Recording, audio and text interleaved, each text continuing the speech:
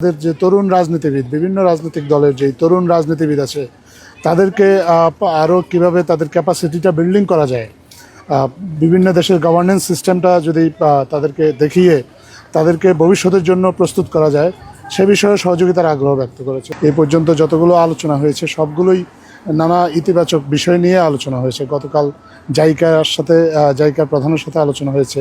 সেখানে আপনারা দেখেছেন যে জাইকা কিন্তু বাংলাদেশের অন্যতম দাতা সংস্থা, যারা বাংলাদেশের বিভিন্ন ধরনের প্রকল্পে সহযোগিতা করে। সেই অনগোয়িং যে প্রকল্পগুলো আছে সেগুলোতে সহযোগিতার বিষয়গুলো আলোচনা হয়েছে, বিশেষ করে মাতার বাড়ি নিয়ে।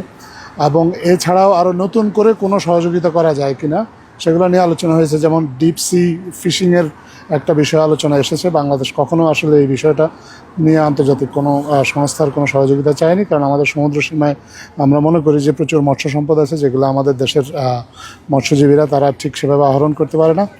এর পাশাপাশি তারা আমাদের যে তরুণ রাজনীতিবিদ, বিভিন্ন রাজনৈতিক দলের যেই তরুণ রাজনীতিবিদ আছে তাদেরকে আরও কীভাবে তাদের ক্যাপাসিটিটা বিল্ডিং করা যায়, বিভিন্ন দেশের গভর্নেন্স সিস্টেমটা যদি তাদেরকে দেখিয়ে তাদেরকে ভবিষ্যতের জন্য প্রস্তুত করা যায় সে বিষয়ে সহযোগিতার আগ্রহ ব্যক্ত করেছে। তো এটা শুধু যে অর্থনৈতিক সহযোগিতা তা না, অন্যান্য আরও যেসব ক্ষেত্র আছে, দুটো বন্ধুত্বপূর্ণ দেশের মধ্যে যে ধরনের সহযোগিতা সম্পর্ক সচরাচর হয়ে থাকে সেরকমই হয়েছে। আর জাপান তো আমাদের স্ট্র্যাটেজিক একটা পার্টনার হিসেবে আগে থেকেই আছে।